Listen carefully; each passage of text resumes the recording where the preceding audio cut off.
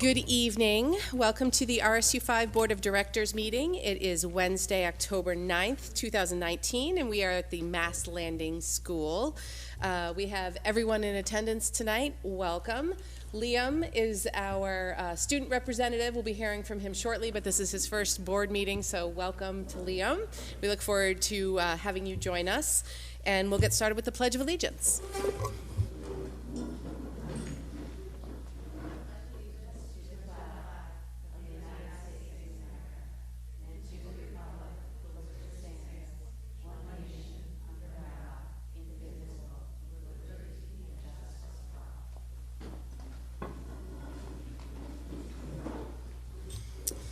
Okay, so I would take a motion for consideration and approval of the minutes from the September 25th, 2019 meeting, barring any errors or omissions. Vali and Mara, thank you. All those in favor? Great, everyone. Adjustments to the agenda? No? No. Moving right along. Good news and recognition. We're going to start with our report from Liam. Sounds good. Okay, so all juniors and sophomores will be taking the PSAT on Wednesday, October 16th. Representatives from Hamilton College, UNH, Thomas College came to Freeport High School this week, and there are more to come the rest of the week, so tomorrow. So athletics, golf. The golf team got second place, Class B, in playoffs, with TJ Whalen coming second overall. The team was very happy about the improvements from last year. Boys soccer won against Trape Academy and Wells this last week, and yesterday during Neon Night they won against York 2-1. And they're also feeling pretty good about the season so far. Football, haven't heard anything big happen in the past week, though the team feels pretty good about playoffs, and there are only minor things to improve on to be prepared for them. Girls soccer won their Neon Night game yesterday, 5-2 against York.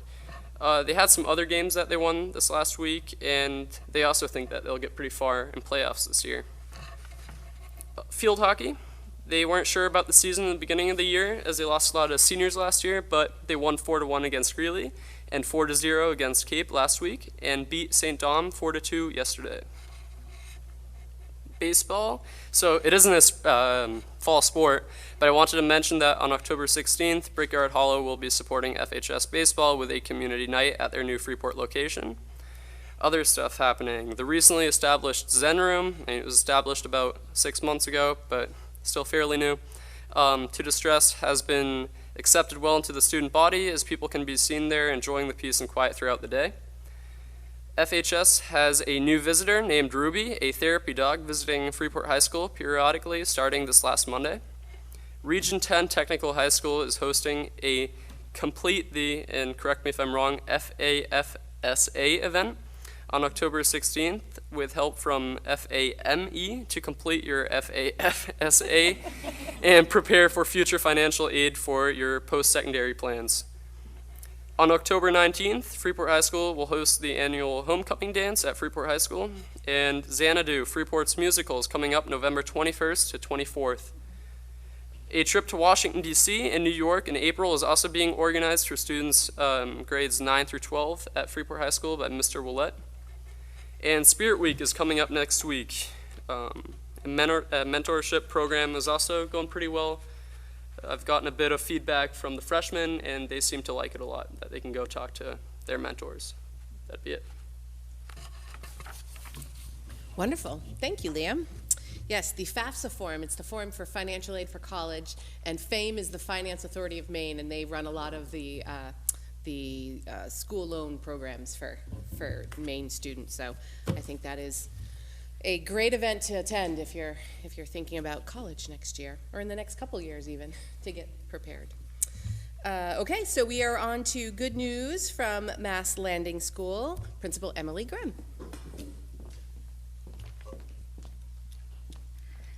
Good evening.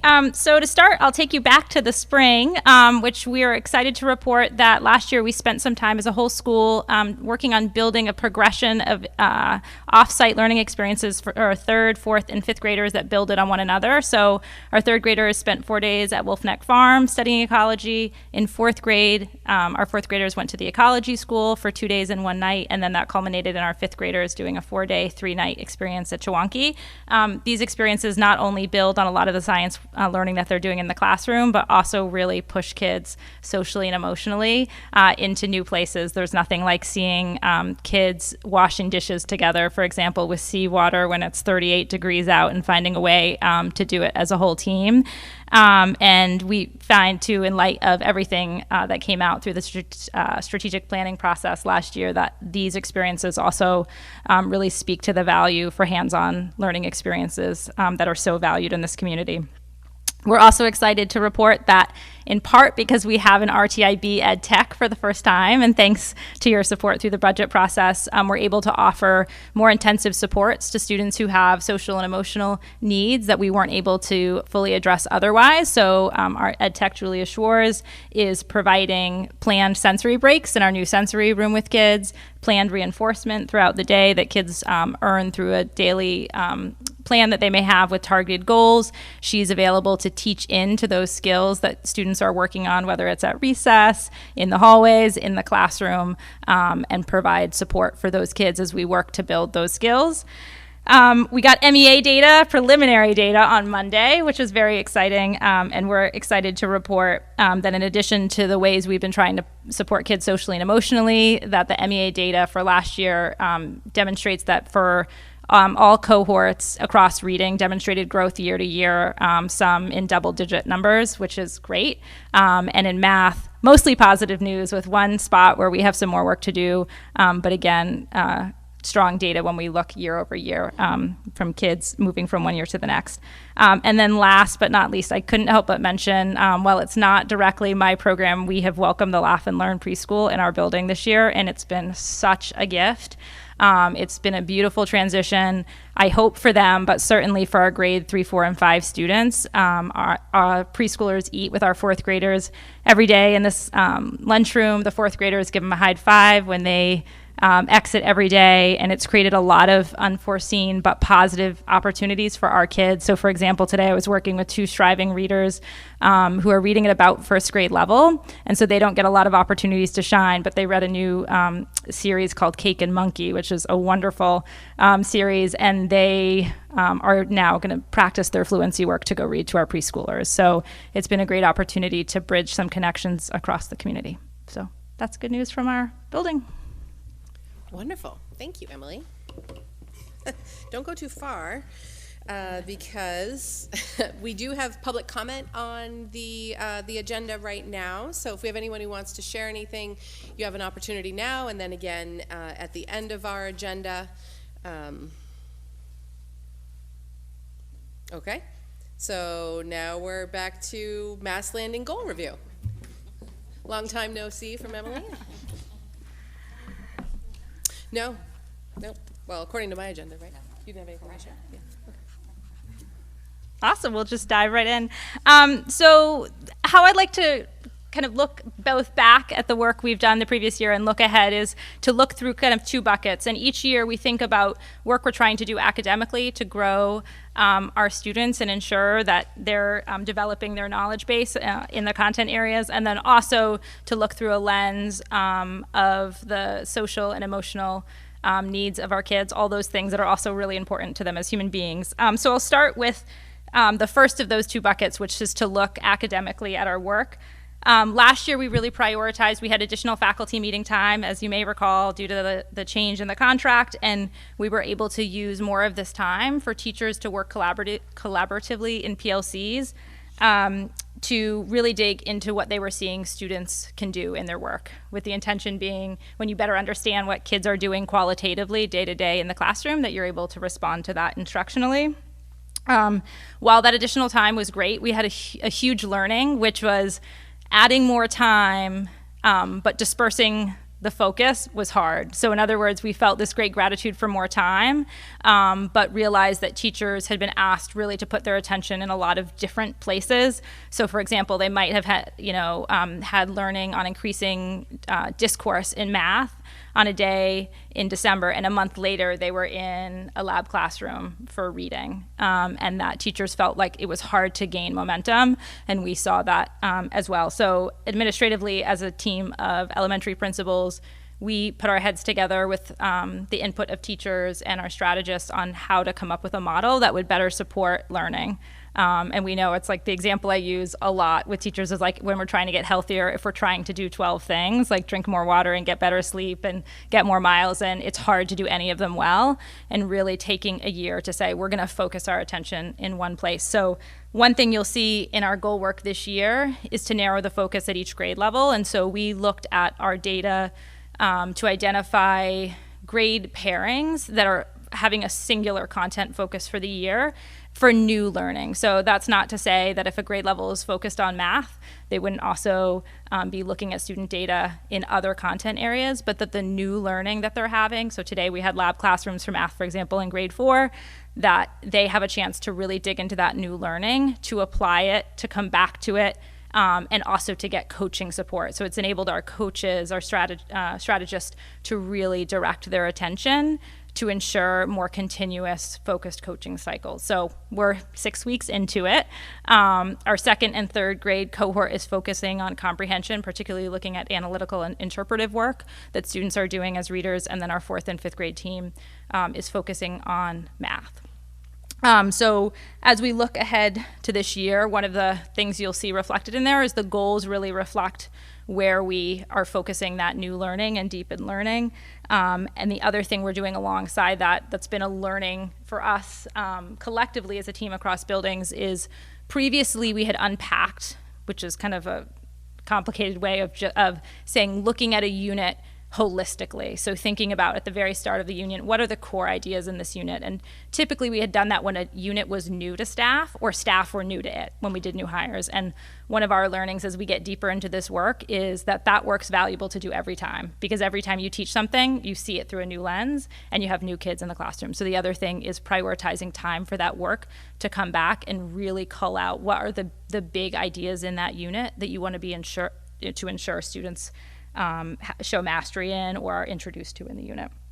And then the other piece too is in having that focus area is taking more time to look at data across across a content area. So we have a variety of assessments at our disposal as well as qualitative student data, but really looking at the holistic picture. So a good example is students take what's called an F&P assessment at the end of the school year. That is essentially a way of looking at a variety of aspects about their reading. One of those things it looks at is comprehension.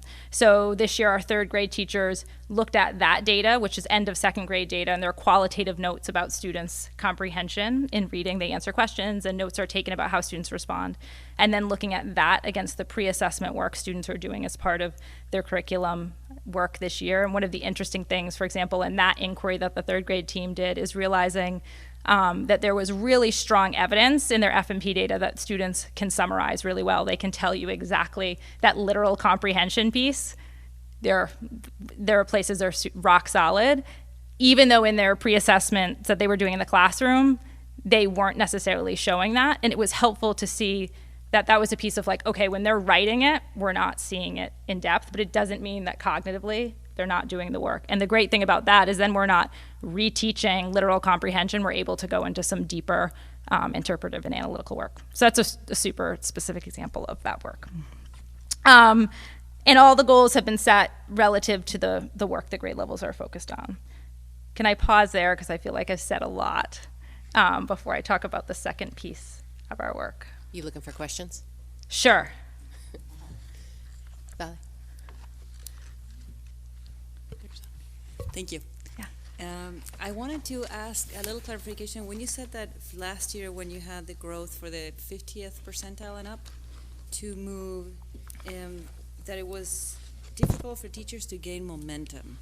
What exactly was the cause of that difficulty? I'm seeing that we have, as you explained, went from goals that weren't met last year to entirely different goals for this year, and I'm wondering about the continuity of goals and trying to achieve prior goals rather than moving on to new ones. Yeah, there are kind of two pieces to that. So the first piece is this struggle with momentum.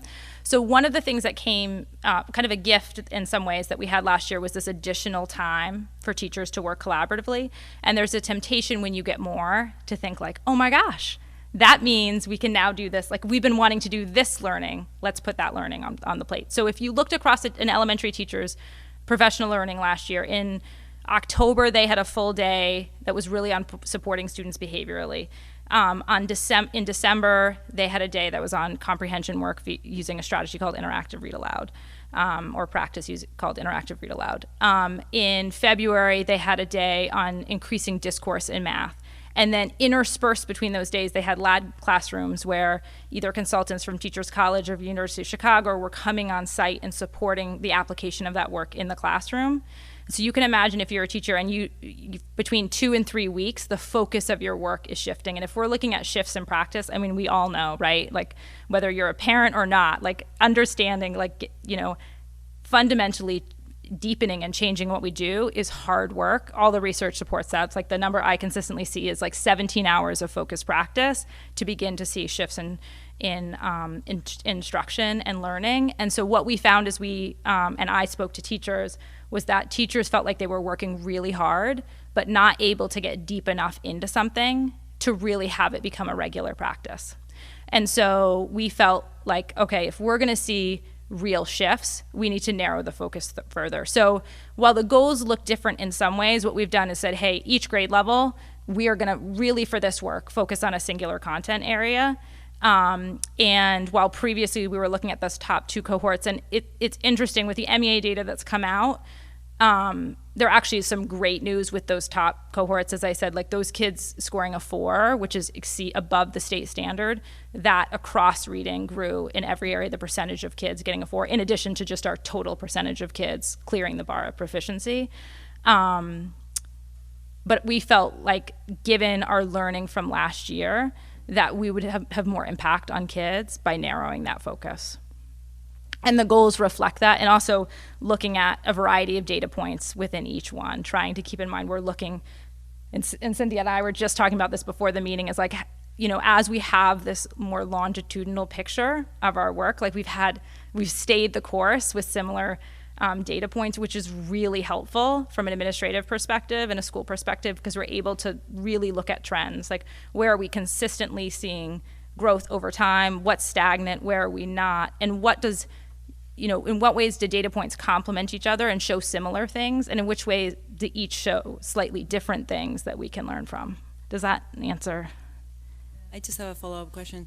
So for this year, the goals seem to be even broader than last year, because you have goals for NEA, NWA, and MEA in both reading, writing, and math for each grade level. Yep. So just by looking at the table, it looks as though it's even more dispersed and that there's more on the teacher's plate. So I'm trying to reconcile what you learned last year from having too many initiatives coming at once to this year, when supposedly the focus has narrowed, but I don't see it reflected on the paper. So the focus of professional learning has narrowed. Like I said, the kind of new learning is happening in a singular content area, and there's been a prioritization for that collaborative work in a single. So we'll take 3rd grade, for example, which is really digging into the practice of interactive read aloud, looking at ensuring that the kinds of questions and the kinds of thinking we're asking kids to do as readers parallels really what the standard is for a 3rd grader. And the reality is the teachers are looking more granularly than the data that's on here. So when they're pulling FMPs, for example, it has baseline FMP from this year and then a goal for next year. And we look at that holistically across the building. But a 3rd grade teacher is taking their stack of 20 students and looking qualitatively at what those students are doing, particularly in that interpretive and analytical, with the rationale being that if that entry point is improved, you would see an improvement in this overall data. It's kind of like a rising tide lifts all ships. So to teachers, to get discrete and create a goal around, like students' comprehension scores on the FMP, who are starting at an M, we'll get to, that's really where the teacher's work lives, right? But know that the goals are set holistically to look at if we're seeing improvement in that area, we would expect that we would see improvement in the percentage of kids meeting benchmark over the course of the year. And when I originally looked at it, it looked even busier with more data points. But I think, Emily's point's well taken, that if you look at like third grade, there's 3 data points you're looking at, but they all relate to reading content area. And then fourth grade is math content area. And, I've always struggled with the different assessments that we've had, and how do I make sense of them as a group? Well, I'm glad to see MEAs are going up, but what does the NWEAs tell us, and what does FMP tell us? And your point of where sometimes they give you divergent data, you're like, well, how could that be? I actually am interested to see how this plays out for you guys, to try and see if you're able to meet the goal in each of them, because you're right. I mean, they should carry together. Yeah. I mean, I know they test slightly different things, but. And even that inquiry has been part of this work. So last spring, we did it for reading, and this year we'll do it for reading and math, but we took the released items from the MEA, and the state gives you can look at which items your students, if the range you say on all the released items on the MEA, students scored somewhere from like 30% getting it full points or correct to 90%, right? So you can look at those items that were 30 and 40%, tile, and look at the item, and you can look at what students selected incorrectly, which is really telling, right? So you can begin to dig into where their misunderstanding is, and that's valuable. But the other thing that's valuable is just to look at the items themselves and go, okay, is this the level of rigor that we're teaching to, right? Are we really, and there are areas of great news, honestly, in reading, is we were like, there isn't a curriculum that we've seen that better matches that qualitatively what kids are asked to do on the MEA, right? And then some of the same thing comes up with NWA, like to Michelle's point, is like, what is each testing? Where's the overlap? Where they're slightly different? And they all matter for slightly different reasons. Ideally, you want to see this trend of improvement across the board, but I think each piece offers value in the whole conversation. So yeah, broad on the surface, but the work, on the ground for teachers, their work is more focused than is reflected in the goals here. I have 2 questions. The first is, if I'm understanding correctly, the focus on the professional learning then for, say, grade 3 teachers, throughout the year it'll all be reading. Correct. And for 4th and 5th, they'll be doing math, instead of like what you were saying last year, they were doing one thing, like the first one was on one topic, and then the next one on another topic. Yep. Okay. So a great example, just qualitatively illustrate that. So 4th grade teachers today did lab classrooms in math. So they use student work samples to look at student progress against a standard, and then to design small group instruction in a lab setting. So it's 8 teachers in a classroom, little bit contrived, right? So the authenticity is it's real students, but you don't normally have 8 teachers and 3 teachers teaching the strategy group. Friday's PLD, they'll do that exact work, but with their student data for the upcoming unit, right? So that ability to have it be that way, rather than like, oh, Friday's reading, glad you had that great learning on Wednesday, like hold on to it until December. And then just my second question was, in reading the goals for this year, the baseline data and the goal is for all students, whereas compared to last year, you were focused on just the top 50th percentile. Is that correct? The difference there? Okay.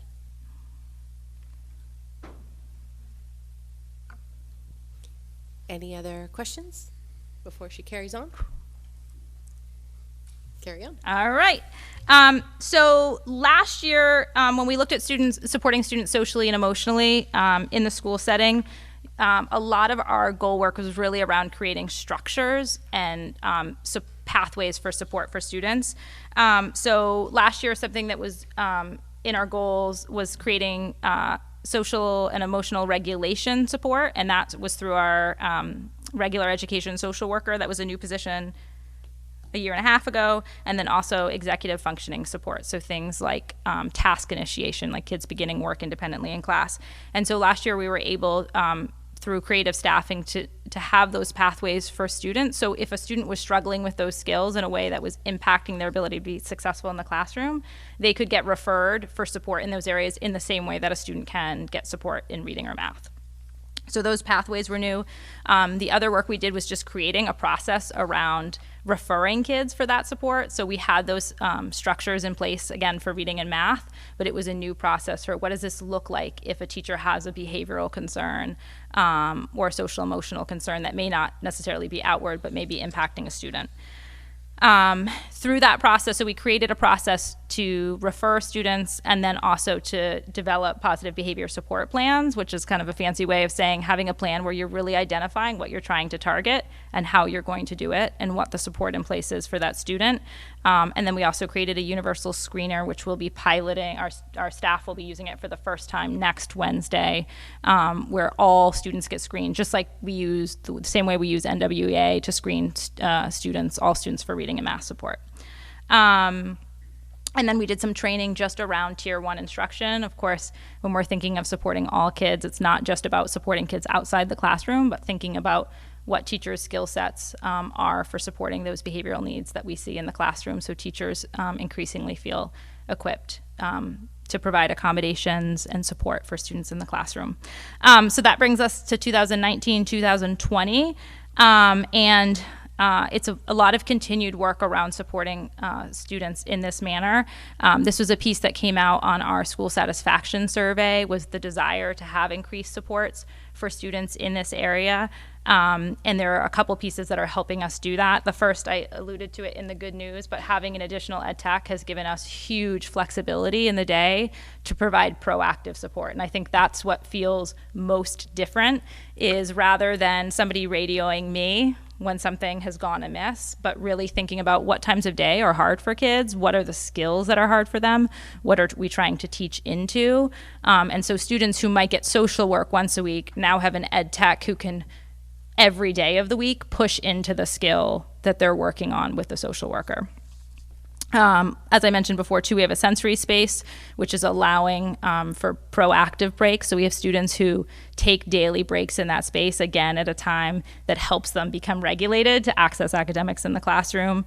And the last piece of our work in this kind of tier 2 area will be progress monitoring the kids that are receiving that support. So you'll see the goals we've articulated really reflect two things. One is the structures, having the structures in place to support those students, but the other is the idea behind that support is to ensure that students can access what's available to them in the classroom. And so making sure that 100%, so last year, if we looked just at a growth model for those students, 100% of the students who were receiving support demonstrated growth on either the FMP or NWA or both. Those are the easiest measures to look at from a purely growth perspective. And our expectation is that we continue to show that with the support. It's the reason that we have the support in place, is to be able to ensure that students are growing academically and socially and emotionally in their time with us. So questions?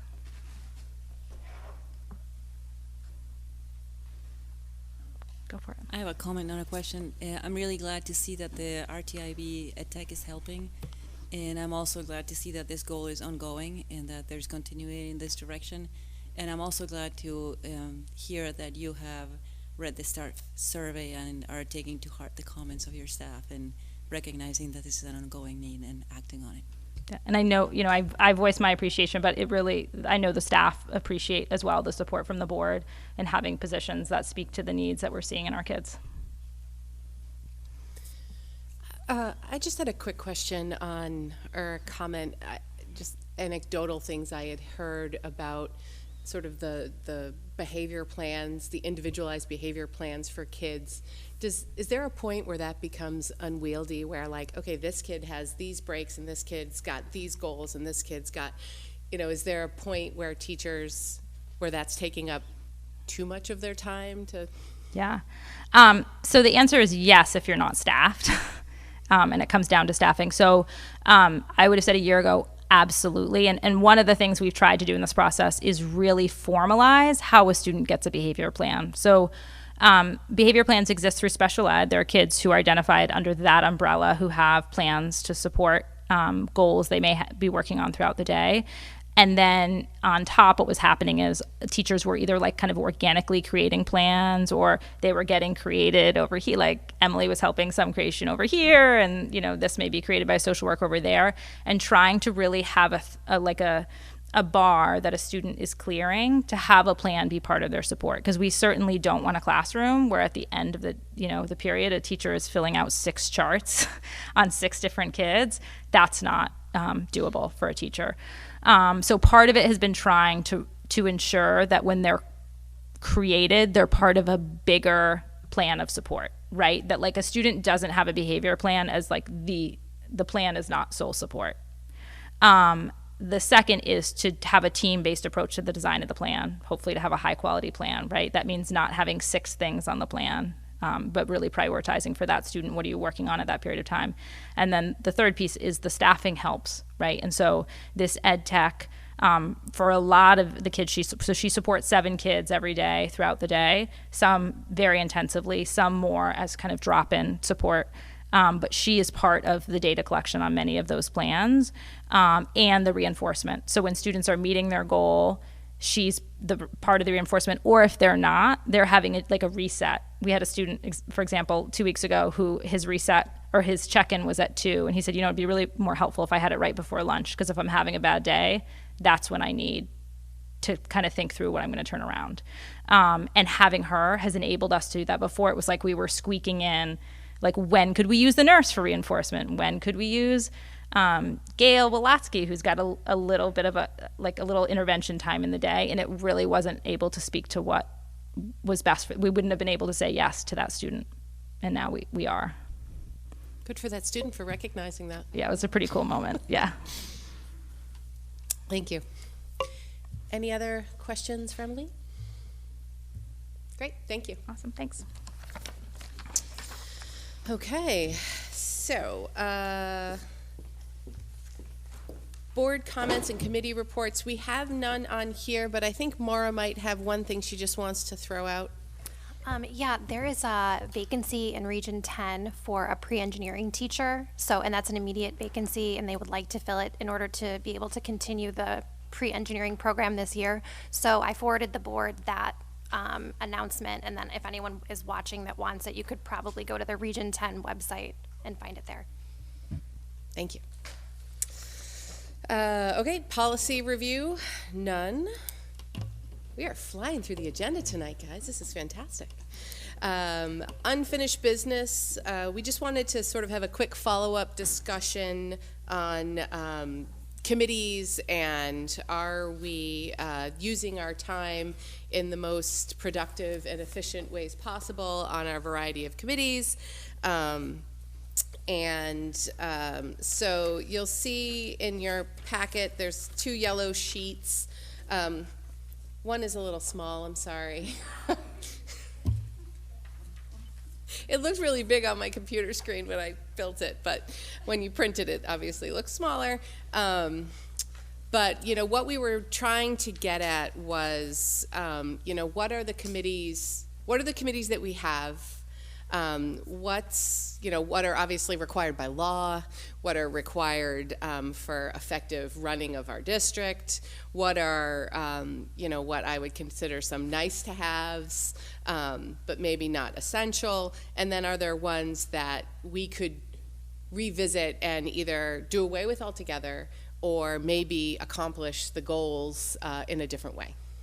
So by no means is this the final tiering or any official format. Obviously some are required by law, so those have to really be tier 1. And we tried to just put them into buckets. So tier 1 are those ones that we have to have. That's our finance committee, that's Region 10, our dropout prevention, the stipend committee, negotiations. So negotiations, and Valley had a good point when she pointed out negotiations for the professional contract is not on here. I left it off just because our goal now is to never be negotiating both contracts in a given year. And since the support staff is up this year, we included that on here. But next year, right? Gosh, already? The professional staff one would be up there, and so that one would be on the tier 1. And then, so negotiations, and then chair and vice chair are requirements. So tier 2 are ones that, while not necessarily required by law, we felt were really important to our board and our sort of model of how we do things, and those included the policy committee, which, as you recall, is one of our top 3 duties as a board, is that policy review and implementation, and then strategic communication. So, I mean, I would say of the committees we have, that's probably one that you don't necessarily see in every school district. I think that was created, I don't know, 5 years ago, maybe? 4 or 5 years ago, as you know, we kind of saw a need for you know, making sure our message was getting out to the communities that we serve. So we felt like that was, while not required by law, was an important one. So we put that in tier 2, and then tier 3. So proficiency-based education, wellness, sustainability, safety, and PEBG, which is the, I always get it wrong, Professional Educators Evaluation and Growth. Yeah. It's the Teacher Evaluation Committee. And so some of these are committees that I think would continue to exist, certainly because they are membered mostly by non-board members, but we have historically had a board member on them. So PEPG is an example of that. And then tier 4 are ones that we felt like are relatively inactive. Not to say that's a bad thing, but just not consistent meetings, if at all. So that would be the technology, FPAC, community programs, and facilities. So Becky looks like she has something to show. When we created this, the one thing that we didn't know, Michelle, was we do need somebody on that technology one. That somebody, it's required for the cable TV board. Right. I don't think they meet, but we just need to have somebody assigned. Right. So we'll call tier 4 not necessarily ones we'd want to get rid of per se, but we can, you know, ones that don't necessarily meet would fall under that. So we have to have someone assigned to that board. There are grant funds associated with the cable TV piece, so we certainly wouldn't want to, you know, what is the saying? Cut off your nose and spite your face, right? Just to get rid of a committee that doesn't meet anyway. So we would keep it, but it's not one that, you know, is a heavy lift, as they say. So we were just trying to see if there was a way to make sure you know, we were being fair and efficient in our committee membership. And, you know, this really stemmed from the fact that we couldn't find any of us that wanted to take on the Region 10 board. So I will reiterate my thanks to Maura for stepping up and appreciate that. But just was thinking that in advance of June, when we revisit our committee memberships again, you know, do we want to have some discussions around, do we need all of these committees? Are we spreading our time and resources too thin amongst our board members? You know, we just wanted to have that conversation with folks and just open that up. And, you know, I think Jen, Becky, and I had a conversation about sort of this committee membership and sort of our goal of, wouldn't it be great if everybody could have at least one red or green, so tier 1 or tier 2 board committee assignment. And I think right now we have that, right? Everybody has at least one of those two. So you know, if we're coming to the point where we're struggling to get people into those required or highly recommended committees, then maybe we have to look at what we're doing with those other ones. free up people's time. Yeah, Melanie. Yeah, I just want to comment for myself, the issue with Region 10. I I feel know. that it's the time frame and when they meet and where they meet that is more of a leap for me personally. I don't know how people feel about these. I feel like these that meet here in Freeport, some during the day or earlier in the day, are manageable for my life, schedule, whatever. So I don't necessarily feel personally that we have too many committees or they were spread too thin, but Region 10 is an especially difficult one to fill because of circumstances. Yeah, I mean, and I think everybody recognizes that. I mean, some people have more flexibility in their workday to be able to come to board meetings. Some people don't. Some people have time at night. Some people don't. So I think that was one of the reasons. Some people have a particular skill set or interest that in something that others might not, which is, I think, why one of the initial discussion items was, hey, do we want to rotate everybody through every board or every committee, right? And I think in a perfect world, that would be interesting, and I think we could all learn a lot from doing that.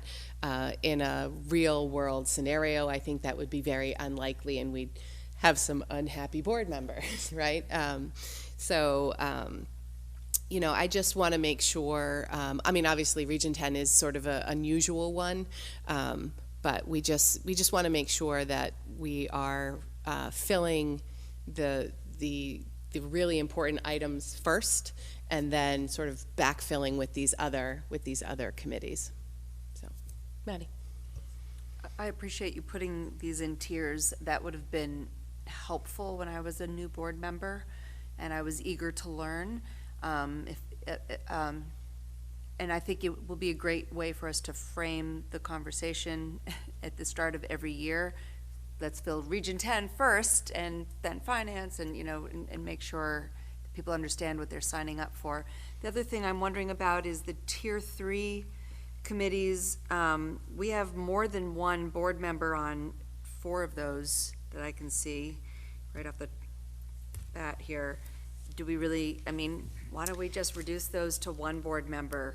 Thank you. And I would like to point out that Maddie is the perfectly balanced board member. She has literally 1 in every tier. So well-rounded. I appreciate that, Maddie. But yes, that was the other point was, if we are, having a difficulty filling any of these, do we have too many people on any of these committees? So yes, I think that's an excellent point, is could we cut back what the board representation is on some of these? So yes, I think we could. Yes, Jen.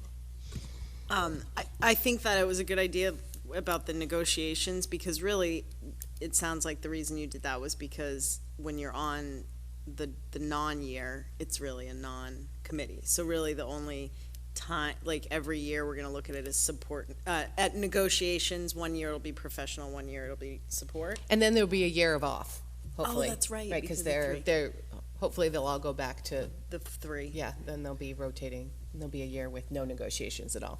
But okay. The committees still stand even in a non-negotiating year, because if something were to come up, then they're the folks that would deal with it. But that's sort of rare and far between. Is that fair? Yeah. So. Because, those, looking at the tier 1 committees, some of them are extremely time consuming compared to some of the other ones. So, that's just something to think about too. Like when someone takes Region 10 or negotiations, that's a very heavy lift.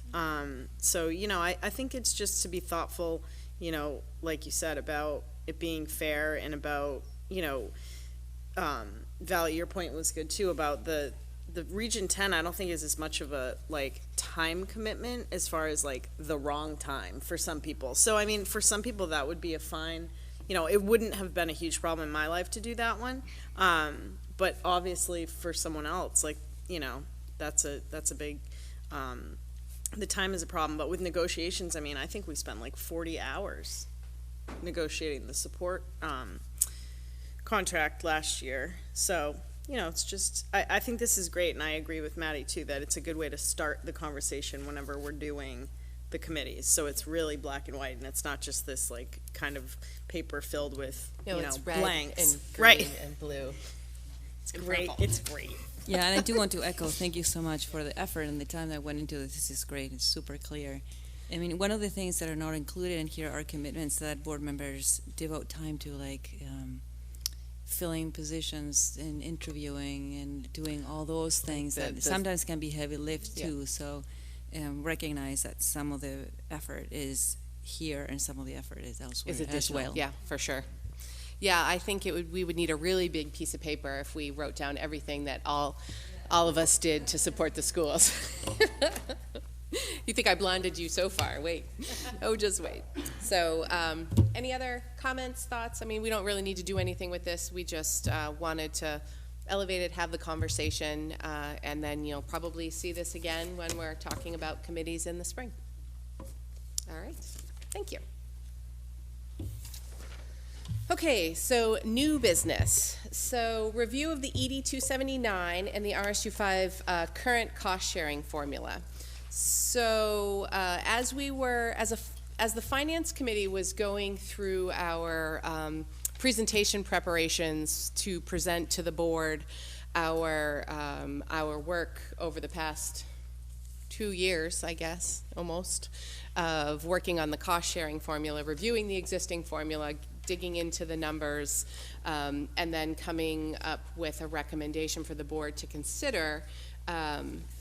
We were actually it was Jeremy joining the finance committee this year, and really going through that presentation with him, it became clear that it might be helpful to the full board to really provide some background. I mean, we have several new board members that haven't gone through a budget cycle yet.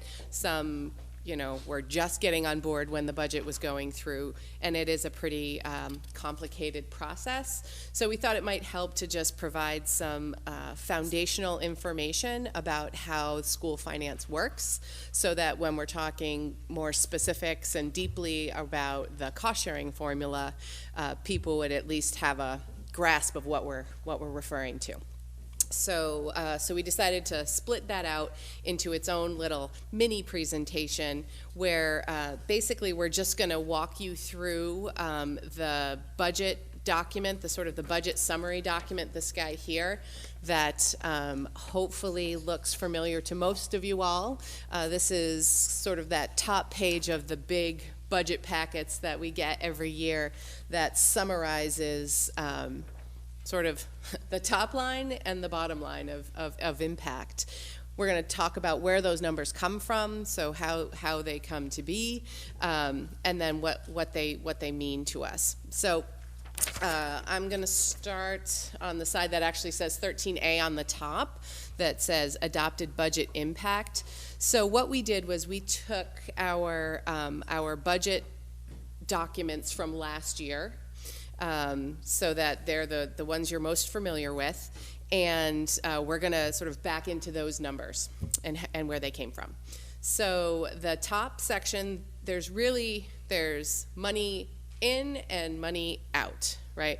So the RSU operating budget is our full budget for the whole district. So that's all of the money out that we've budgeted for the 2019-2020 school year.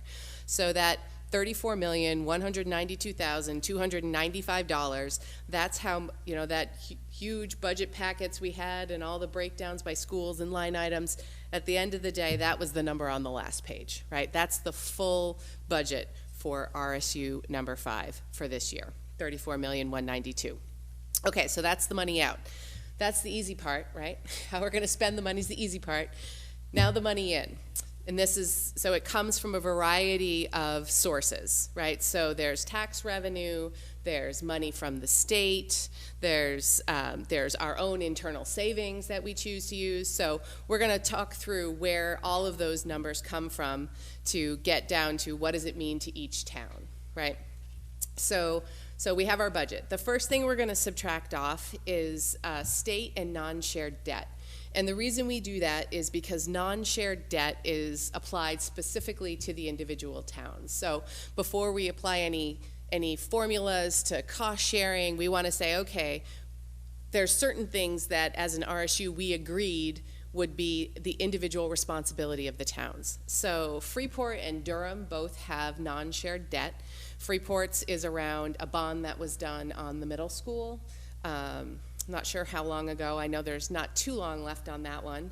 And then Durham's non-shared debt is around the parts of the new school that were not state funded. So the town decided that there were a few upgrades they wanted to do and would pay via bond. So Durham pays that share. It's interestingly within $700 of each other last year, $155,000 each, but that's purely by chance.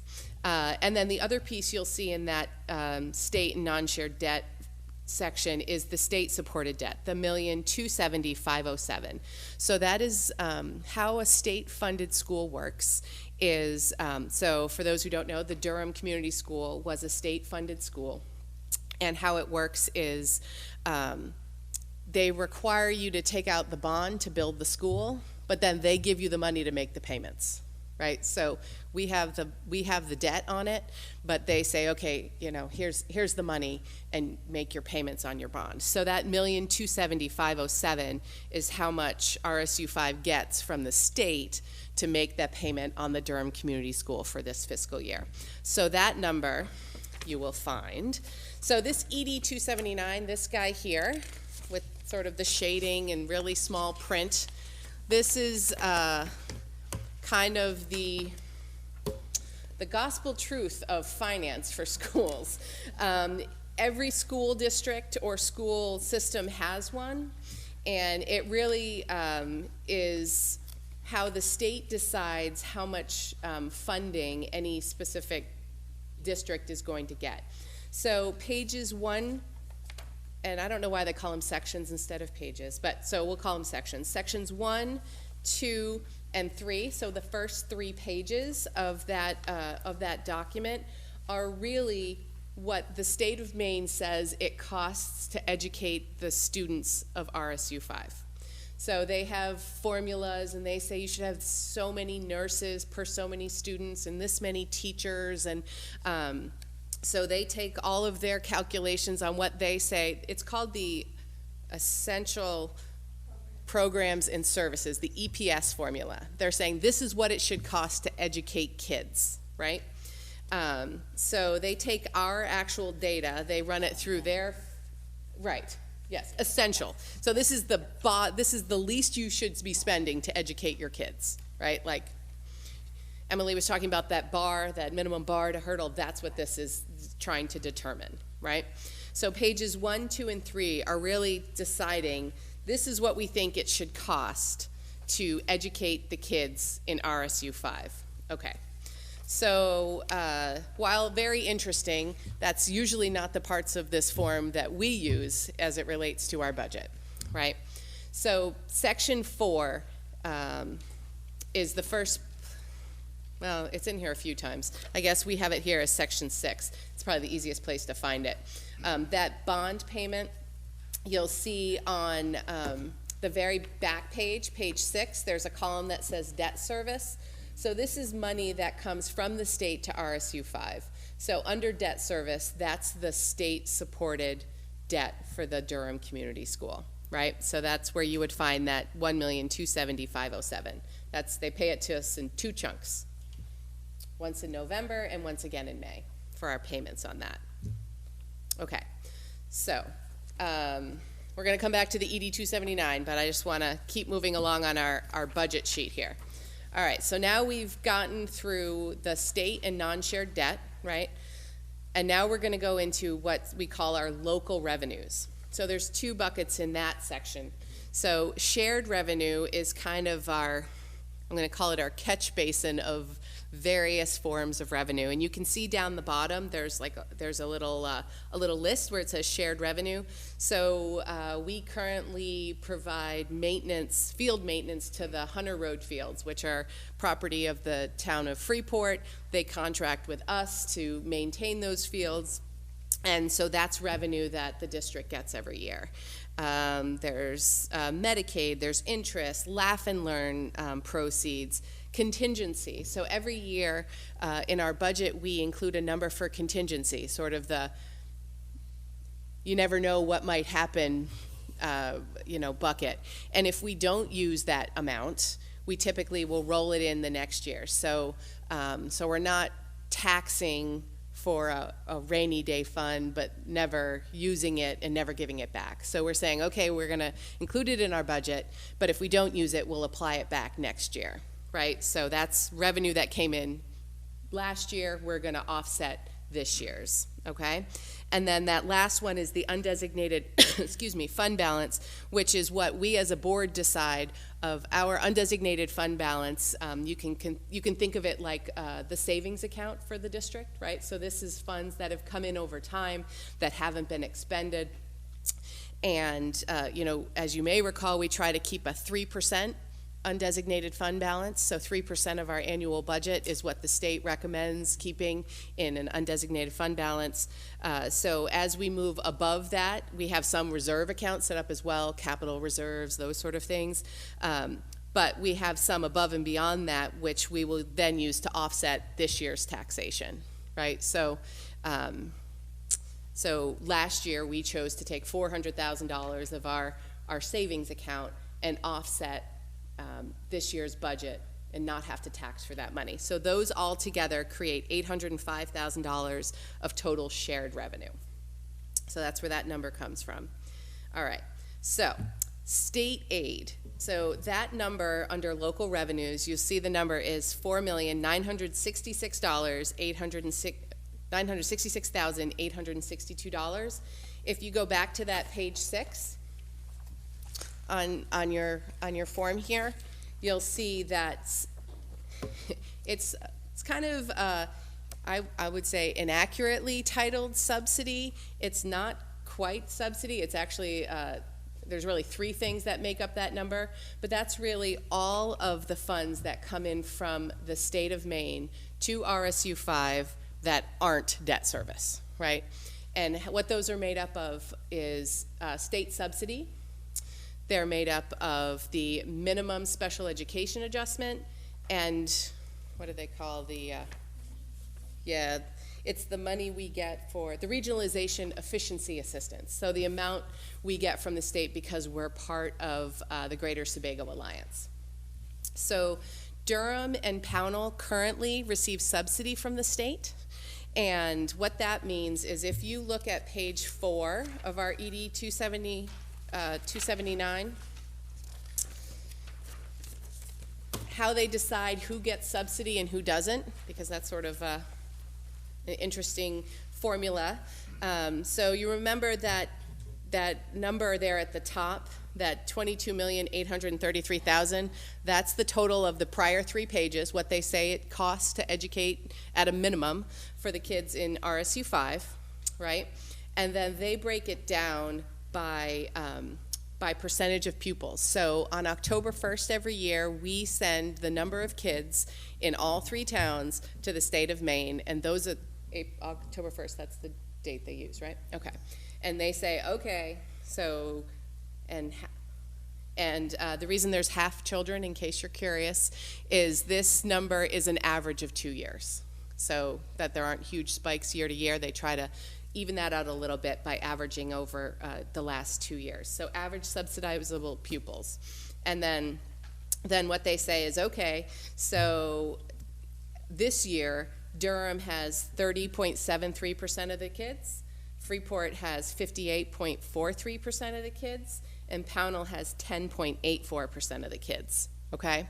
So they'll take those percentages and multiply it by the total it costs to educate the kids, and they say, all right, this is how much it costs to educate Durham students, Freeport students, and Pownell students. And then they all add up to that 22,833,000. Okay, so that's half of the equation. What does it cost to educate the kids? And then the next piece that the state looks at is, all right, well, how much can you afford to pay for those kids to go to school? And how the state determines that is state valuation. So they value the property of each town, every town in the state. It's not the tax assessed value. It's different than if you looked at the town websites in all 3 towns and said, what's your total valuation? It's different than that. They try to equalize, probably isn't the right word, but they try to make it a little fairer across the whole state. Because they know towns have differing methodologies on how they assess their towns. So the state has a valuation for every town in the state of Maine, absent its TIF valuation. That's pulled out, right? So they say that Durham, the property in Durham is worth $376 million. The property in Freeport is worth $1,526 million. And the property in Pownell is worth $236 million. Okay? So they say, okay, this is what each town is worth. And then each year the state will set what they call the mill expectation. So the mill expectation is, this is how much for every $1,000 of valuation in your town, you're expected to raise last year, or this year, $8.28. Okay? So they take what they say you're worth, they multiply it by what they say you should raise, right? $8.28 per thousand. And that right column in section 4B is the total municipal allocation per valuation. So it's the multiplication of those two numbers.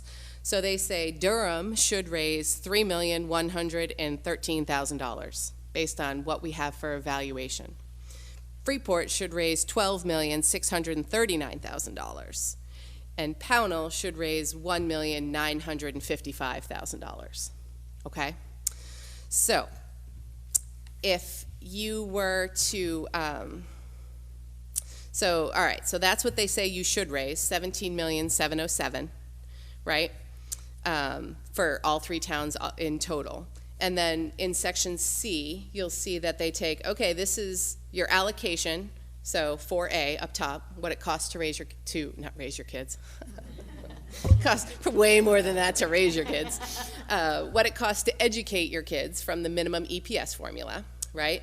And then they subtract out how much you're required to raise from that valuation times the mill rate. And then that difference in the far right column in section 4C is the subsidy. So they say, okay, for Durham it costs $7,897,000 to educate those kids. Based on their valuation, they have to raise $3,113,000. Your subsidy is the difference. So it's $4,738,000, but that also includes the debt service. So really, the subsidy piece is a little bit I guess it's the total. So that's what Durham receives as a subsidy from the state, right? That includes that? Yeah, that includes the, 1,270. yes, right, because you can see, technically it only costs $6,626,000 to educate the kids in Durham. I wish they would put the columns and mark them, but, and then they add in the $1,270,000 to get to that $7,897,097. So that's how subsidy is determined, right? So they say it costs this much to educate the kids. We expect you to raise that much to educate the kids. The subsidy is the difference, okay? So you see Durham has a subsidy and Pownell has a subsidy, because Pownell, it costs, I guess Pownell's a better example because there's no debt service in there. It's a straight subsidy discussion. So it costs $2,337,000 for the education for the kids in Pownell. They are expected to raise $1,955,000 based on their valuation, so their subsidy is $382,000. Yes? Do you want to explain why Freeport's required local contribution is the 12.6 instead of the number. So section I B. was going to do that once we got to the required local contribution square. I almost went there, but then I realized we were still talking about state aid and just explaining what subsidy means. So, that, I guess the only thing I would just add is when you were explaining section C, I think you said it's the total allocation by municipality minus the, what do we call this? The total municipal allocation distribution per valuation. right.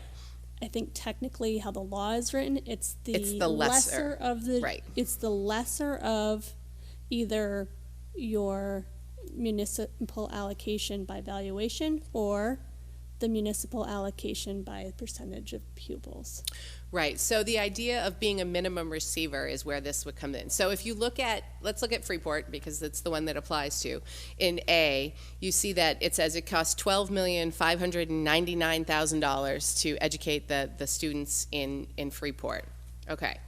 In B, if you take the valuation times the mill, you get $12,639,000. So it's actually more than it costs to, according to the state, to educate the kids of Freeport. So when you take the difference, it's zero, right? So there's no gap for the state to fill. That's why Freeport does not get subsidy from the state of Maine in this year. 2 years ago, there was subsidy for the state of Maine, from the state of Maine for Freeport. Just depends on how the valuation works and the cost formulas that they use. But this year, Freeport's costs are less than what the state says they are expected to raise. Okay? Does that make sense? So that's why you see in the subsidy column far to the right, Freeport's is zero. They're not getting any subsidy from the state of Maine because they're saying we expect you to raise the whole amount because you have the valuation to support that. Okay? Does that fill that gap, you think? Okay. Yep. Quick question. So in looking at the amount used for the valuation for the real estate for Freeport, Durham, and Pownell, does that include business or is that just like homes? No, that's the full value of the town, with the caveat being that anything that's currently sheltered within a tax incentive financing agreement, which I don't believe Durham has any, Pownell has some, and Freeport has some. So basically, this is the amount. If you said, what's the value of the total town, for Pownell and Freeport, it'd actually be higher than this because they have some that's tax sheltered through those agreements. Like a business or something? Right. I think the most recent one was the development of where the Nordica is. That center there was done in a TIF district. I'm looking at Peter and Sarah tonight. Thank you. Yeah. There's a few other types of land use that can be excluded from it, like I think maybe open space might not be included in the total valuation, or it's treated slightly different. Like tree growth, or is that something different? No, there's a couple different that aren't treated at their full value in this number. But that's something we couldn't get a straight answer from the state on, is how they come up with that number. Right, because I'm just wondering, I mean, it seems like obviously Freeport has such a much larger, but would that be because of a lot of businesses, whereas Durham and Pownell don't have Correct. a lot of business? Yeah. Okay. I mean, obviously it's a bigger town in general. Right. Yeah, it just seems but really proportionate share. Yes. Yeah. Especially when you compare like the number of pupils in Durham is only half of what it is in Freeport, but the change in the amounts of the right, it's 5 times difference in valuation. Right. Yes. So the businesses would be picked up in that. Maura. I didn't really have anything to add.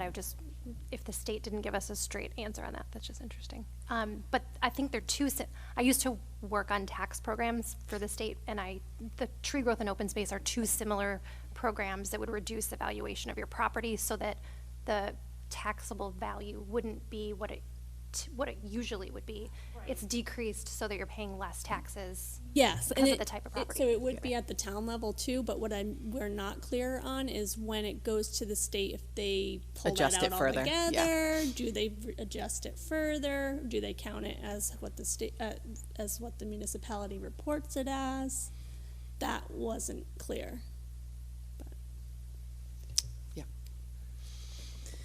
Okay.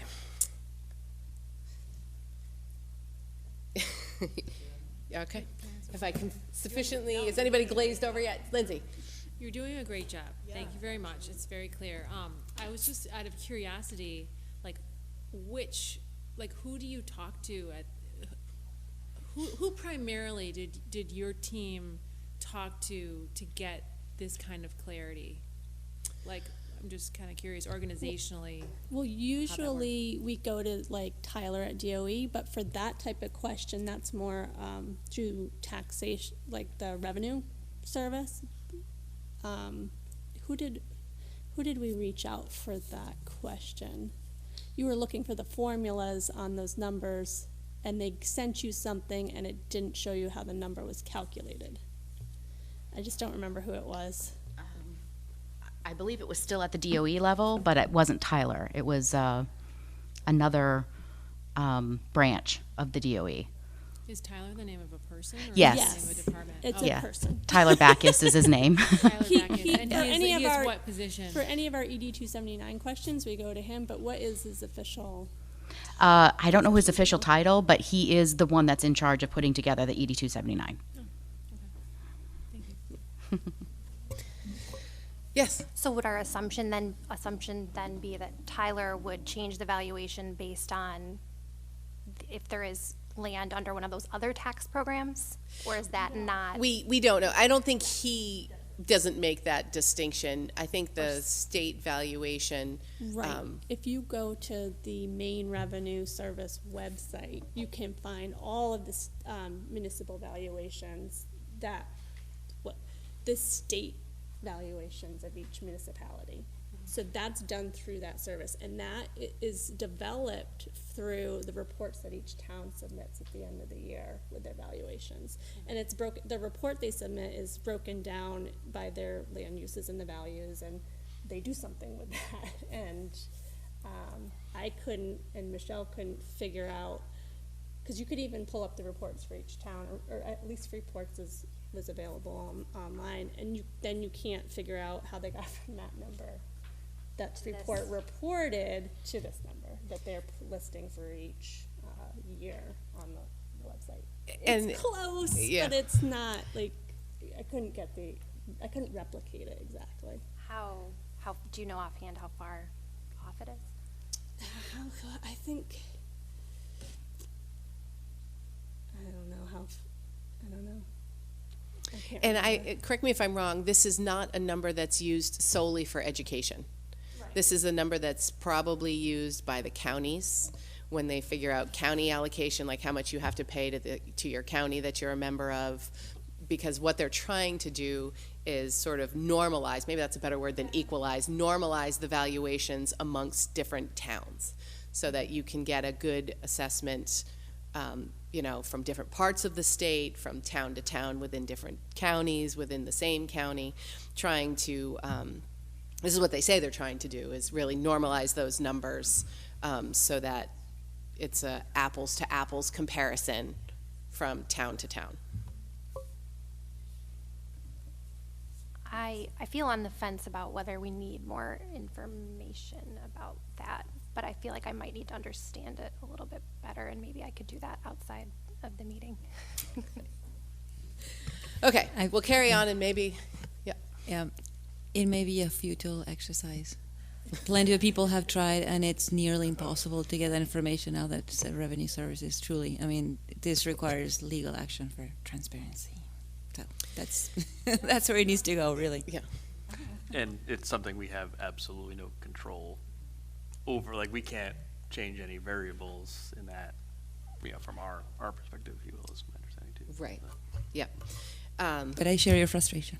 Yeah, right. I fondly refer to it as their black box formula. Like, nobody really knows what goes on in there, and it spits out numbers for evaluation. I suspect it's because depending on the year, they might do different, they might approach it differently. So. Okay, so now we have hopefully a concept of what we're referring to when we say the word subsidy. Really, it's the difference between what the state says it costs to educate the students minus what the state says you have to raise in order to get any funding from the state. So that 8.28 mil expectation is what they say you have to raise if you want to get any funding from the state.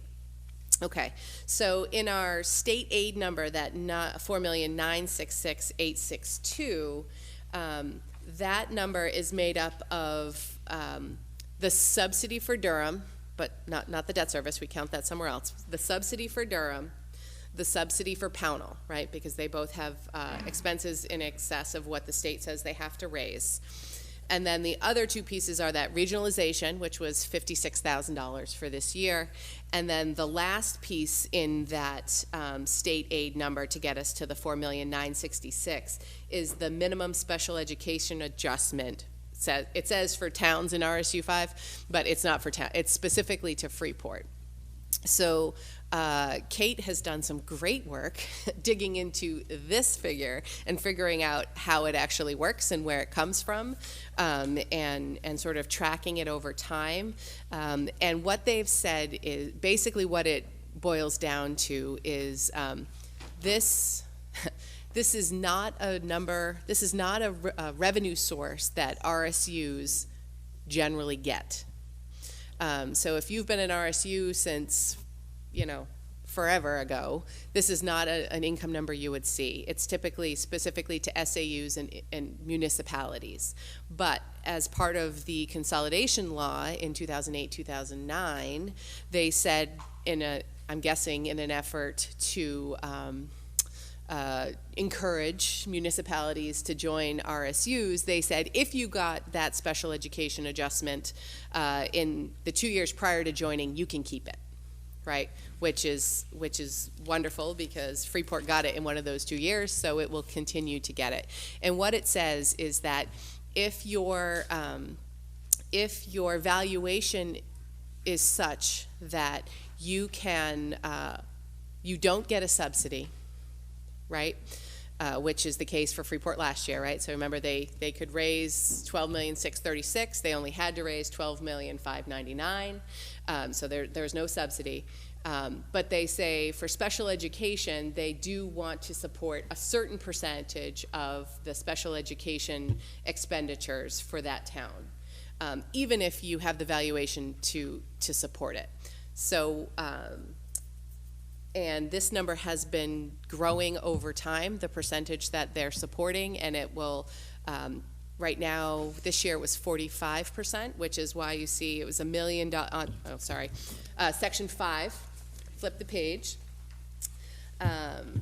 So in that 5A4, they don't even number them right, I don't even know. They jumped to Section F down the bottom, like where did that come from? I don't know. But you'll see in that top section there, you'll see minimum special education adjustment of $1,015,214. So basically how they calculate that is they say, okay, earlier on in pages 1, 2, and 3, there's a special education cost. This is what they say it's cost for special education in the district. They apply the percentage that Freeport, the town that is eligible for this, to get, and they say we will cover up to, in this year, 45% of that cost. So if you get no subsidy, right, then you get that full 45% of the cost for special education for your town. Right, so that's how that number is calculated. And there are years, if you look back through the history, that were really confusing to me, because there were years where Freeport got subsidy and they got special education adjustment. And in my mind, well, how do you get both? And the reason they got both is if the subsidy they were getting was not enough to get them to that whatever percentage of special education the state says they would cover, they give you the difference. Okay, so that's how you could get both in a given year. In case anybody's looking back through time and wondering how that happened, that's how it happens. Thank you, Kate. So how we have done our state aid on this form is we have said all of the subsidy, all of the regionalization, all of the special ed adjustment, minimum special ed adjustment, we're going to put that all into a pot and call that state aid on our form. Okay? So, all right. So we started with our total budget. We took out the state and the non-shared debt. Now we've taken out all of our revenues, right? All of our actual direct funds into the district of $5,772,000, right? 362. And now our next piece is the required local contribution. And you guys will see in our presentation next week, it's kind of tricky because the state calls required local contribution one thing, and our RPC agreement defines it differently. And how we define it for RSU 5 currently is that 17,707,332 is pulled directly from Section 4 on the ED 279 in B. So you see 17,707,332, right? Section 4. So does everybody see it on there? Section B, state valuation. So it's basically our full valuation for the 3 towns times the expected mill rate from the state to say this is what each town should raise. Now, this is what has been referred to in the past, if you've watched finance discussions with RSU 5 in the past, as Kelly always referred to it as the equalized mill concept. This is where we say that all 3 towns have to raise the equalized mill that the state has set. Okay? So that 8.28. Everybody's going to raise that. 17,707,332 goes into the pot. Okay? So now everybody's raised their local required contribution based on that number. We have all of our revenue from the state via subsidy, special ed, regionalization. We have all of our shared or non-shared debt service and state, right? And once you subtract all of those from our budget, you get what's called the additional local monies required. So all of those things are what lead us to this cost-sharing formula piece that we've all been talking about. So for last year, of our $34 million budget, about $9 million of it, a little over $9 million of it, flowed through our cost-sharing formula that we know and love so much today. Okay, so, that's sort of true and sort of not true, because there are pieces up above that we're also referencing, we're talking about too, but the percentages that people always talk about and as the cost-sharing formula is Durham currently pays 21.42% of the additional local monies required, Freeport pays 65.98%, and Pownell pays 12.6%, okay? So they take that $9 million, they apply those 3 very specific percentages, and then that's what each town is expected to contribute to the district's budget through that additional local monies. So that really gets us down to, that's how it's formulated. The backside of this sheet splits it by town, so you can kind of see, the front is the high-level info, and then the back shows you where those numbers flow through to the individual towns and how their contribution to the district is determined. So Durham's, the additional local monies is their 21.42% of that $9.1 million. The required local contribution is that number that we pulled right from 4B, so the valuation times the expected mill from the state, and then the non-shared debt is the debt service on the school. So Durham's portion of our budget that they will tax the residents and taxpayers of Durham is $5,225,092. Freeport's same thing. So their additional local monies is that 9.1 million times 65.98%, so 6,024,000. Their required local contribution is that number directly from Section 4B, so that $12,639,000, and then the non-shared debt on the middle school of $155,000 for a total of $18,818,000, And then Pownell has their additional local monies of 1.1 million, which is 12.6% of that 9.1. The 1,955,000 from the Section 4B of the ED 279. And then they don't have any shared debt for a total of $3.1 million. So of that $9 million, you'll see that's how it breaks out between the three towns. And then when you layer in each section, so each town would get a bill from Michelle every year. And those would be the amounts that the towns would expect to pay, and then accordingly tax their tax base for. Clear as mud, right? Yes, Beth. I just have a question just under the Freeport. Why is the, and I'm just don't understand probably, but why is the number used the 12,639 instead of the 12,599? Yes, so that's the concept of the equalized mill, where we say that everyone is going to raise the same amount per thousand, regardless of if it's more than the state says you have to. That is unique to our RPC plan, which is the Reorganization Planning Committee, I think is what RPC stands for.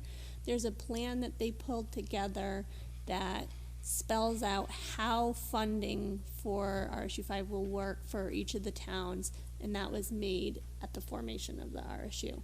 That's posted on our website. And then that's also where the FAQs come from. That was issued along with when the plan was finalized. Okay? Yes. However, that is a very good question because it's very unique to this RSU, and most other districts used a straight ED 279 calculation. So they don't, if you look at section 4C, it says very clearly, required local contribution equals the lesser of the previous two calculations. In our case, in every other case in the state, they use the lesser, but for Freeport, we use the greater. It's something that's unique to us. And I don't know if that's true for, I'm not sure I can say definitively every other one is that way, but the vast majority, it is very unusual, that portion of our formula or definition. Yeah. Unique enough that when we were having the attorney review one of, like, I think it was like the first budget that Michelle had put together, Michelle L., that they sent it back and said, you're pulling the wrong number, because they're so used to the other districts using a different number. Right, pulling that from 4C, not from 4B. Yep. Anybody else's head ready to explode? Mine is.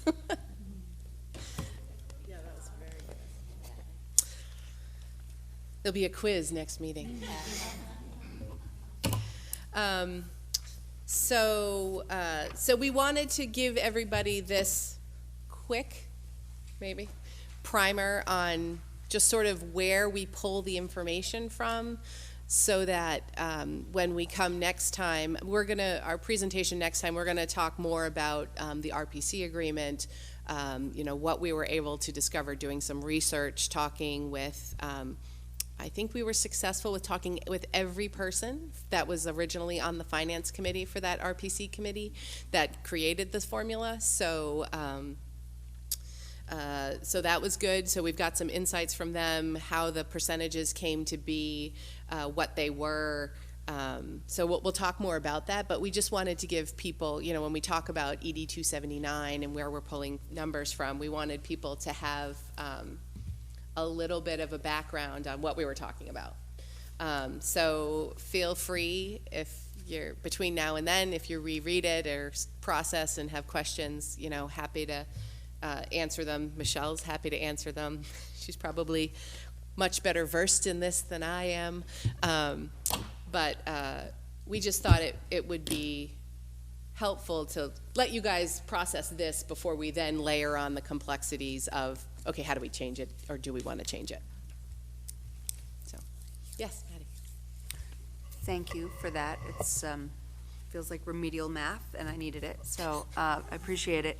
So process-wise, this overview, this meeting, 2 weeks from now, delving more into the original agreement.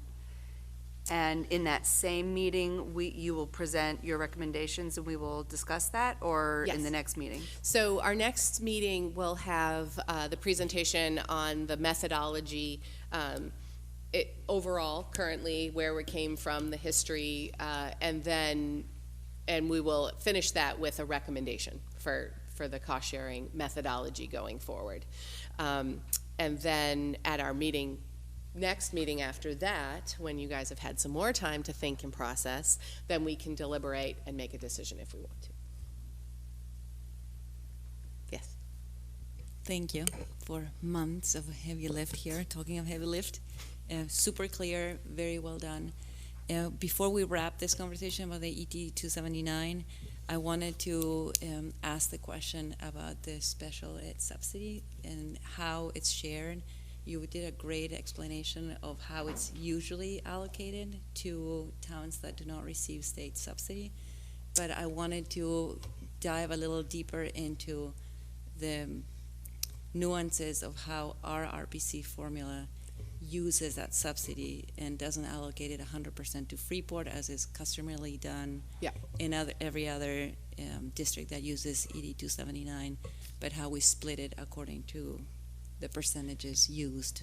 Right, so how we do it is we put it in that state aid bucket with subsidy and regionalization. We kind of say any income that comes into the district subject to debt service, because that's really earmarked for debt service payments, but any other payments that come in, we put that all into that state aid bucket of 4966. Whereas similar to Beth's question about using the 12,599 versus 12,639, typically what you would see is if you flip your page to page 5 and look down to the bottom to the right, you'll see adjusted local contribution, and if you look at Freeport's, it's actually that 12,599,000 minus that 1,015,000 in special education. Okay, sorry. Section 5. Yeah. No, I hear you. Yeah.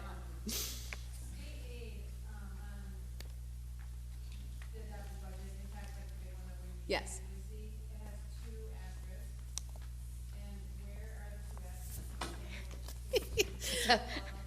That's my fault. That's left over from when I actually put it into the budget documents. I should have taken those 2 asterisks off. Right. So is there currently on paper a list of state aid? So no. So that's why I just verbally said it, right? No, that's okay. Yeah, so I mean, you can actually find the number on section 6. But unfortunately, that doesn't tell you what it just says subsidy, but really that's just money in from the state, right? So what it is it's made up of subsidy for Durham, subsidy for Pownell, minimum special education adjustment for Freeport, and regionalization income. So those 4 things together, and it doesn't, that's what it is now. If there were other things that were on page 5 as other income sources, but today, that's what those numbers are made up of. Subsidy Pownell, subsidy Durham, special education adjustment Freeport, and regionalization. So you add all those up and you get that 4,966,000. Okay? So that's how we do it. What you would typically see is in that state aid number, it wouldn't include that special education minimum adjustment. It would be pulled out of there. And you would see it, it would actually come out, well, it would actually move hold on, I need to visualize. You wouldn't see it in that 4,966,000, so it would be 3,951,000 is what you would typically see in that state aid number if you pulled it out of there. And then the other place you wouldn't see it is in that required local contribution. So in our 17,707 for Freeport, the portion of that that's theirs is 12,636,000. According to the ED 279, if you look at page 5, Freeport's minimum required contribution, according to the state, in order to get aid, is 11,583,000. So it's that 12,599 minus the 1,015,000 in minimum special education adjustment. Section F, yes. It's the first, yes. Section F followed by, yeah. I don't know if this, I think of it another way too, to figure out what's in that state aid line. I don't know if that'll help anybody, but if you look in section 5, page 5, you see all of these items tallied up to 6,237,369. You take that number and you just take out the state debt service, and you will get the state aid number that's on. So it's, you basically, that gives you the itemization right there. It shows you that the minimum special education number, the million is included in that. The 56,000 from the regionalization and efficiency assistance is included in that. The number at the top, the 5.2 million, that comes from the previous page and includes Durham's subsidy, debt service, under and Pownell subsidy. the municipal debt allocation distribution, the 1.27 million. So all you have to do is just back out the debt service number from the 6.2, and that'll give you the state aid number. Right. Yeah, there's a couple different ways to find them on the forms. Yeah. We were trying to come up with, what would be the Easiest way. easiest way to spot the yeah, number. I mean, the easiest way is to look at the back page, but it doesn't give you an itemization. Right, it doesn't tell you what it's Where from. does that come from? Yeah. The 4.966, you can match it up easily with our budget document, but it just doesn't tell you what's in there. Really, this is the cash flow statement on page 6. This is when you can expect to see the funds in from the state. So probably more meaningful to Michelle than the rest of us. We just look at the total. So does that answer your question, Valley? Sort of. Yeah, I mean, there's an easier way to explain it and say that rather than Freeport getting 100% of the subsidy, it shares it with the RSU 3 towns in the same percentages as described by the funding formula.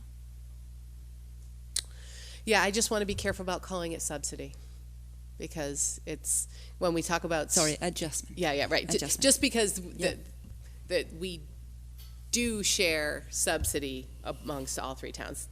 That was my mistake. Yeah. Minimum Yeah. special ed adjustment. Now Yeah. I'm getting it. Right, because I mean that's sort of the rub, right? So money comes in from the state for subsidy, and that goes into the bucket before the application of all the percentages. But that piece would typically not flow through the formula. It would get pulled directly off of Freeport's minimum required local contribution. So we went round and round with that. So in essence, just to sum it up simply, instead of getting 100% for Freeport for the entirety of the adjustment, Durham gets 21.42 of the adjustment, Freeport gets 65.98, and Pownell gets 12.6. I'd have to do the math to say it works that way, because it's a different part of the formula, so. Right, it pushes it through. Can we work out those numbers to see what the percentages would be for each? We could try.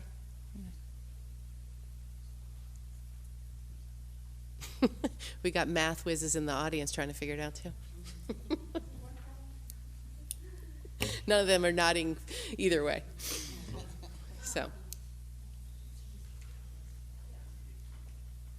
So what would really happen is, you know, if that was applied directly to Freeport, the required local contribution would go down, right? Because your piece would go down, which would push more through the additional local monies, right? So, yeah, probably would work out that way. Yeah. Any other questions?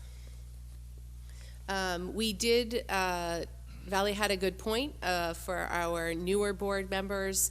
I would suggest that it is interesting that we're doing this tonight, because 1 year ago tomorrow we were here having this initial conversation with the 3 towns. So October 10th of 2018 was our board meeting where we had a discussion about next steps for the cost sharing formula. One of the things we did in this process was reach out to all 3 towns. We had a couple of roundtable discussions with all 3 towns, and they each provided us with a letter of items they'd like us to consider during our process. So that was the meeting where all 3 towns were represented and spoke to us about their letters, and in the package for that meeting is also all of the letters. So October 10th, 2018, Mass Landing School. If any of you have trouble finding it, let us know. We can certainly get you the link pretty easily. Probably worth a watch between now and the 23rd, just a little bit more background information. Anything else? No? Our pleasure. That's just step 1. Yeah, almost every week, yeah. And we added 2 more today between now and the 23rd. All right, so personnel, nothing. And public comment.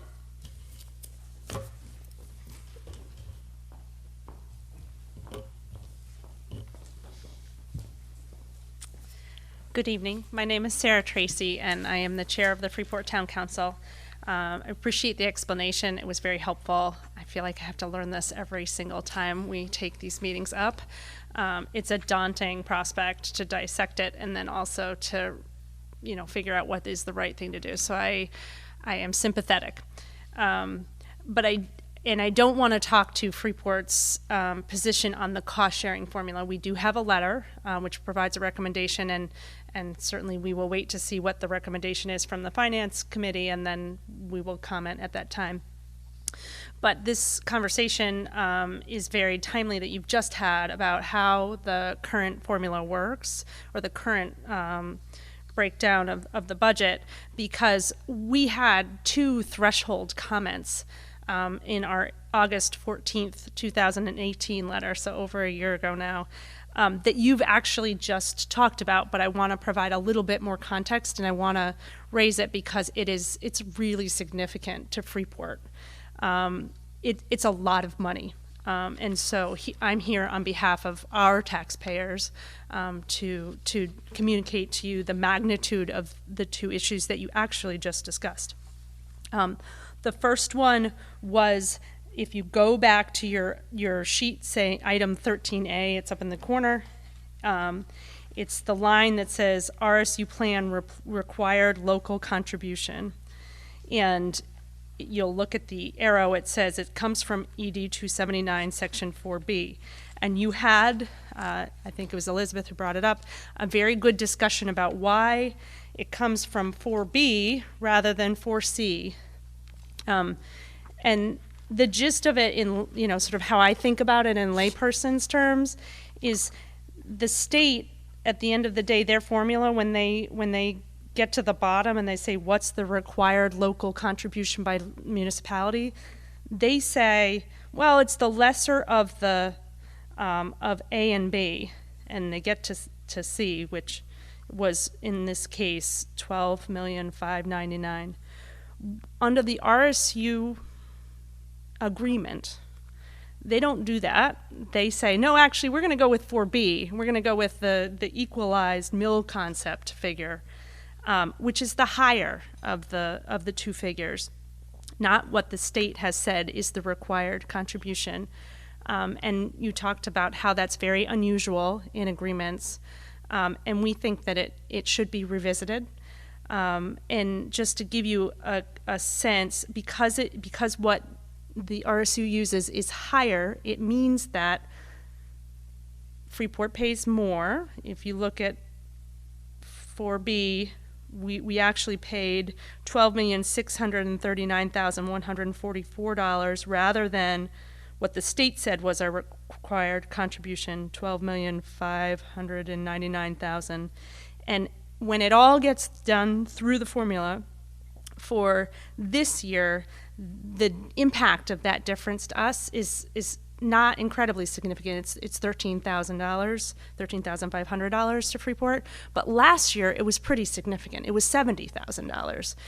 If the cost allocation, if the RSU 5 agreement had just gone with 5C and the figure in 5C and used that, Freeport would have contributed, after it all gets flowed through, $70,000 less. So we struggle at the council over items of $2,000 and $3,000 and $500.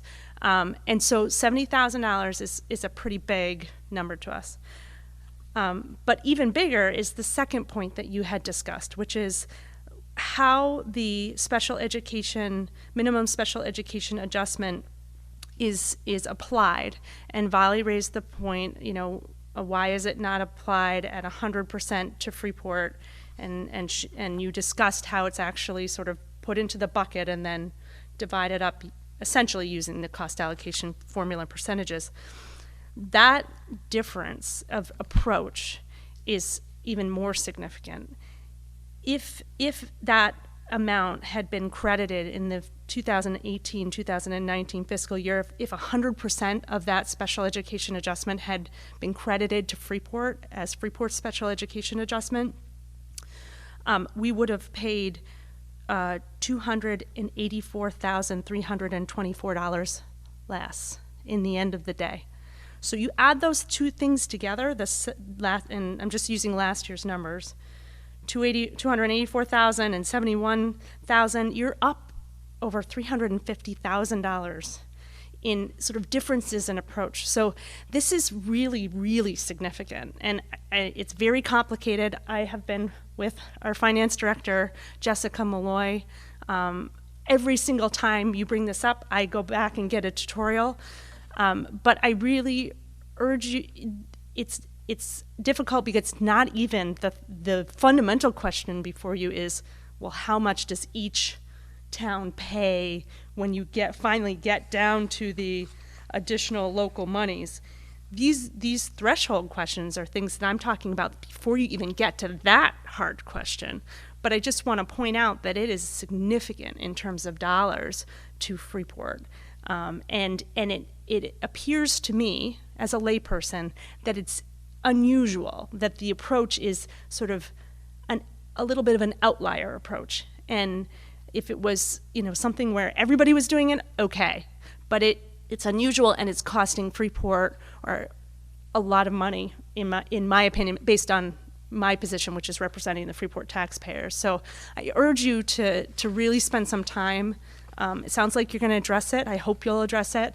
But I just sort of remind you tonight, at the risk of being a broken record, that this is something that we have been following very closely, and we're very concerned about. So we appreciate your attention to it. Thank you. Thank you, Sarah.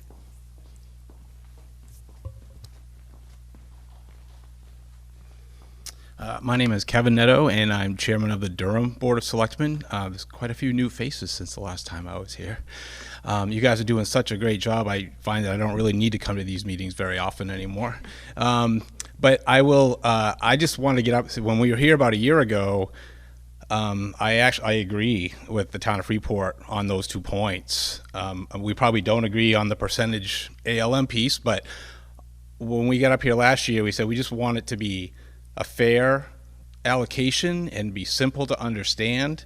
And on both of those points that Sarah referenced, I can't for the life of me figure out why it ended up the way it did. I wasn't really involved in such matters then, but I would echo that just in basic fairness that that should be corrected. Thank you, Kevin. I think that's everybody. Okay. What's that? I was going to say John was here, but much to Lindsay's dismay, he got a cookie. Okay. Thank you guys for your good questions and for your attendance this evening. I know that's not the funnest meeting we've ever had. I mean, I enjoy it, but you know. I know, we're actually moving through pretty good. So I would take a motion to adjourn. Valley, Kate, all those in favor? Thank you.